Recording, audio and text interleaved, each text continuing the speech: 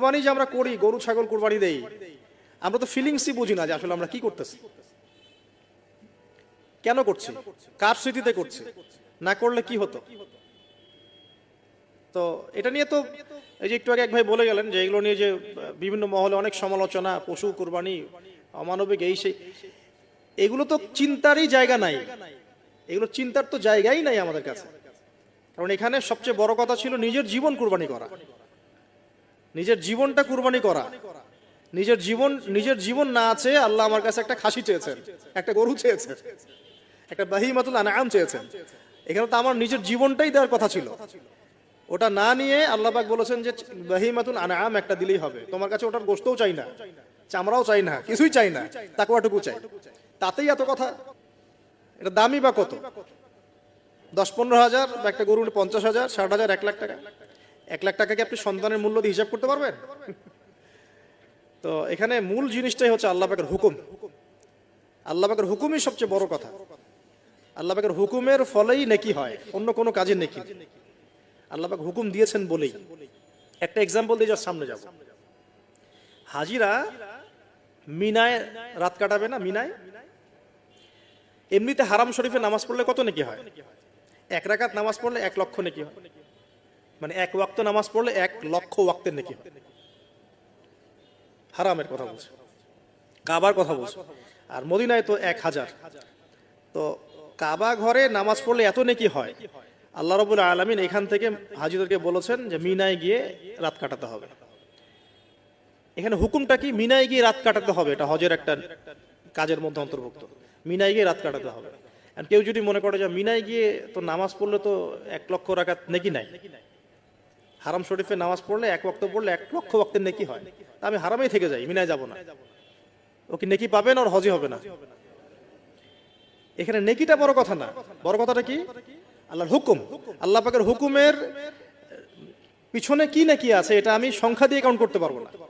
আল্লাহ পাক হুকুম দিয়েছেন মানে সেখানে ইনফিনিটিভ নেকি আছে, ওটা 1 লক্ষ 2 লক্ষ 5 লক্ষ দিয়ে হিসাব করা যাবে না। এখানে কেন কুরবানি করছি? আল্লাহর হুকুম। যুক্তি বিজ্ঞান দর্শন খোঁজার দরকার নেই তো আমার।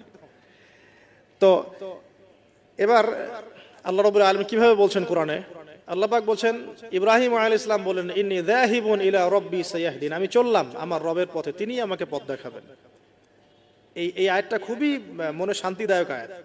জীবনে অনেক কিছু হয়ে যাবে, কিন্তু এই আয়াতটা যদি তেলাওয়াত করতে পারেন ভিতরে ভিতরে আল্লাহকে পাবেন। ইন্নী যাহিবুন ইলা রাব্বি সায়াহদিন, আমি ছুটলাম, আমি চললাম আমার রবের দিকে, তিনি আমাকে পথ দেখাবেন। রব্বি হাবলি মিনাস সালিহিন, আল্লাহ আমাকে সুসন্তান দান করুন, সালেহীন সন্তান দান করুন। ফাবাশশারনাহু বিগুলামিন হালিম, আল্লাহ বলছেন আমি তাকে সহনশীল সন্তান দান করলাম, সহনশীল সন্তান দান করলাম। এবার ফালাম্মা বালাগা মাআহু সা'য়া, এবার যখন বাচ্চাটা বাবার সাথে দৌড়াদৌড়ি করা শিখলো, মানে এই যে 10, 12, 14 বছর বয়স, এই সময় বাচ্চাগুলো আরো বেশি আকর্ষণীয় হয়। শেষ বয়সের বাচ্চা, এত দোয়া করার পরে একটাই বাচ্চা, একটাই ছেলে, শেষ বয়সের, কেবল বড় হচ্ছে, বাবার সাথে মানে দৌড়াদৌড়ি করতে শিখছে, সন্তানের প্রতি বাবার ভালোবাসা আরো গাঢ় হচ্ছে। আল্লাহ পাক তখনই পরীক্ষা নিলেন, যাতে দেখতে চান আল্লাহ পাক আমার ভালোবাসা বেশি না তোমার সন্তানের প্রতি ভালোবাসা বেশি। সন্তানকে পেয়ে আবার আমাকে ভুলে যাওনি তো? সুবহানাল্লাহ, সুবহানাল্লাহ। এবার ফালাম্মা বালাগা মাআহু সা'য়া, যখন সন্তান ছোটাছুটি করা শুরু করলো, দৌড়াদৌড়ি করতে শিখলো, ক্বালা ইয়া বুনাই, ইব্রাহিম আলাইহিস সালাম বলছেন, হে আমার সন্তান, ইন্নী আরা ফিল মানামি আন্নী আযবাহুকা, আমি আমার স্বপ্নে দেখেছি আমি তোমাকে জবাই করছি। এই কথাটা কিন্তু তিনি গিয়েই তাকে বলেন নাই, তিনি সন্তানকে নিয়ে হাঁটছেন হাঁটছেন হাঁটছেন, কাবাঘর থেকে প্রায় 8 কিলোমিটার দূরে চলে গেছেন, যেখানে কুরবানি করি মিনা প্রান্তর, 8 কিলোমিটার দূরে চলে গেছেন। সেখানে গিয়ে তিনি বলছেন যে বাবা আমি স্বপ্ন দেখেছি আমি তোমাকে জবাই করছি। আগে কিন্তু বলেন নাই যে আমি স্বপ্ন দেখেছি তোমাকে জবাই করছি, চলো আমার সাথে। জেনে ইসমাইল আলাইহিস সালাম জেনে শুনে যাননি ওখানে যে আমাকে ওখানে গিয়ে জবাই করবে আব্বা, অ্যাটেম্পট নিবে। তিনি আগে জানতেন না, ইসমাইলও আগে জানতেন না। যখন তাকে নিয়ে গেছেন, ওই স্পটে নিয়ে গেছেন যেখানে জবাই করবেন বা মনস্থ করেছেন, ওইখানে গিয়ে তিনি বলছেন যে ইন্নী আরা ফিল মানামি আন্নী আযবাহুকা, বাবা আমি স্বপ্নে দেখেছি আমি তোমাকে জবাই করছি। ফানজুর মাযা তারা, তোমার রায় কি আমাকে বলো, তুমি কি ভাবছো আমাকে বলো। যেমন বাবা, আর যেমন বাবা তেমন সন্তান হচ্ছে এখানে বড় কথা হবে, যেমন মা তেমন সন্তান। কারণ মা বলেছিল এক সময়, আপনি কোথাও যাচ্ছেন আমাদেরকে ছেড়ে, তাই না? মনে আছে? ও আচ্ছা, আল্লাহ আদেশ করেছেন, তাহলে আল্লাহ আমাদেরকে ধ্বংস করবেন না। ঠিক ওই রকম মায়ের গর্ভ থেকে এই সন্তান যে বলছে যে ইয়া আবাতি, হে আমার আব্বা, ইফআল মা তুমার, আপনি করেন, আপনাকে যে আদেশ করেছে আল্লাহ পাক আপনি সেটাই করেন। সাতাজিদুনি ইনশাআল্লাহু মিনাস সাবিরিন, ইনশাআল্লাহ আপনি আমাকে ধৈর্যশীল পাবেন। একটা ছেলে আমাকে দেখেন এই জেনারেশনের একটা ছেলে যে এইভাবে আল্লাহর জন্য জীবন দেওয়ার জন্য প্রস্তুত আছে। দেওয়ার দরকার নেই জীবন, আল্লাহর জন্য জাস্ট 5 ওয়াক্ত নামাজটা পড়ুক, আল্লাহর জন্য 5 ওয়াক্ত নামাজ পড়ুক, ফজর সহ, আল্লাহর জন্য রেগুলার তাহাজ্জুদ পড়ে। জীবন দেওয়া বহুত দূরের কথা, এটা হাইয়েস্ট লেভেল, এটা আমি বলতে চাচ্ছি না। আল্লাহর জন্য কোরআনটা হিফজ করেছে, একটা পারা হিফজ করেছে, বা অ্যাটলিস্ট আল্লাহর জন্য কোরআন তেলাওয়াত করা শিখেছে, জাস্ট রিসাইট করা শিখেছে। আল্লাহর জন্য মানে কোনো মাদ্রাসায় বা কোনো ওস্তাদের কাছে বা কোনো কোর্সে 6 মাস, 1 বছর, 2 বছর পড়াশোনা করেছে। আল্লাহর জন্য একটু দাওয়াতি কাজ করেছে, আল্লাহর জন্য একটা বই লিখেছে, আল্লাহর জন্য দিন প্রতিষ্ঠার কিছু চেষ্টা করেছে, মানে আল্লাহর জন্য কিছু করেছে। এই এখনকার যে হিউজ জেনারেশনটা আছে, লাখ লাখ কোটি কোটি ছেলে মেয়ে, এখান থেকে আপনি আমাকে 5% ছেলে মেয়ে দেন, ইনশাল্লাহ দিন কায়েম করে দিব বাংলাদেশ, ইনশাল্লাহ। 5% দেন, খালি খুঁজে বের করেন, প্রত্যেকটা ঘরে ঘরে একটা করে এরকম ছেলে আছে নাকি যে বলতে পারে যে ইয়া আবাতি ফাআল মা তুমার সাতাজিদুনি ইনশাআল্লাহু মিনাস সাবিরিন। কি শিক্ষা মা দিয়েছেন ছেলে সন্তানকে, কি শিক্ষা মা দিয়েছেন সন্তানকে, কি শিক্ষা মা দিয়েছেন সন্তানকে। আর এরকম মাই বা কোথায় পাবেন এখন আপনি, এরকম মাই বা কোথায় পাবেন? বাসায় বাসায় সব স্টার জলসা, জি বাংলা মা এখন, হ্যাঁ ঘরে ঘরে এগুলা মা সব এখন, স্টার জলসা মা, জি বাংলা মা, হলিউড, বলিউড, ঢালিউড সব ভর্তি।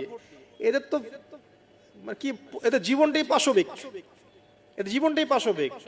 এমন মাদেরকে, স্ত্রীদেরকে আমরা ঘরে নিয়ে আসতেছি, স্বামীর হায়াত কমায় রেখে দিচ্ছে একেবারে, সারাদিন দুনিয়া দুনিয়া দুনিয়ার দুনিয়া। তো হাজারার মতো মা ছাড়া কি ইসমাইলের মতো জেনারেশন আসবে কিনা বলেন দেখি? হাজেরা আলাইহিস সালামের মতো মা ছাড়া ইসমাইলের মতো জেনারেশন সম্ভব? আর ইসমাইলের মতো জেনারেশন না পেলে বাংলার জমিনে বা সারা বিশ্বে দিন প্রতিষ্ঠা হবে? কোনোদিনও সম্ভব না। তো ইসমাইল আলাইহিস সালামের এই কথার পরে, এই কথা যখন বাস বাবা তো এখন বুঝে ফেললেন যে আমার ছেলে তো যেই সেই ছেলে না, সে আবার ইনশাআল্লাহ বলেছে, ইনশাআল্লাহু মিনাস ফালাম্মা আসলামা ওয়া তাল্লাহু লিল জামিন। আল্লাহ পাক এত চমৎকার করে কোরআনের মধ্যে মানে আয়াতগুলোকে নিয়ে এসেছেন, বালাগাত এত উঁচু মানের। ফালাম্মা আসলামা, যখন তারা দুজনে আত্মসমর্পণ করলো। কিসের সামনে আত্মসমর্পণ করলো? আল্লাহর হুকুমের সামনে আত্মসমর্পণ। এটাই ইসলাম। ইসলাম মানে কি? এই যে এইটা ইসলাম, আল্লাহর হুকুমের সামনে মাথা নত করার নাম ইসলাম। আর আমরা তো প্রত্যেকটা কাজের পিছনে লজিক খুঁজি। নামাজ কেন পড়তে হবে, রোজা কেন রাখবো, যাকাত কেন দিব? তো তোমাকে কেন খুঁজতে কে বলেছে? আল্লাহ বলেছেন তাই করব, রাসূল বলেছেন তাই করব। আল্লাহ নিষেধ করেছেন তাই করব না, রাসূল নিষেধ করেছেন তাই করব না। এত যুক্তি দর্শনের কি দরকার? সব তো আমার মাথায় ধরবে না। এই যে ফালাম্মা আসলামা, এই যে ইসলাম শব্দটা এখানে আছে, ফালাম্মা আসলামা, যখন তারা দুজন ইসলাম কবুল করলো না, এখানে যখন তারা দুজন আত্মসমর্পণ করলো, আল্লাহর হুকুমের সামনে মাথা নত করলো, ওয়া তাল্লাহু লিল জাবিন, ডান দিকে উপর করে কাত করে শুইয়ে দিল সন্তানকে, জবাই করার সময় যেমন করে শোয়াই আমরা, ব্যাস এই পর্যন্ত ঘটনা। তারপরে আল্লাহ পাক বলছেন ওয়া নাদাইনাহু ইয়া ইব্রাহিম, তখন আমরা ইব্রাহিমকে আওয়াজ দিলাম, হে ইব্রাহিম, হে ইব্রাহিম।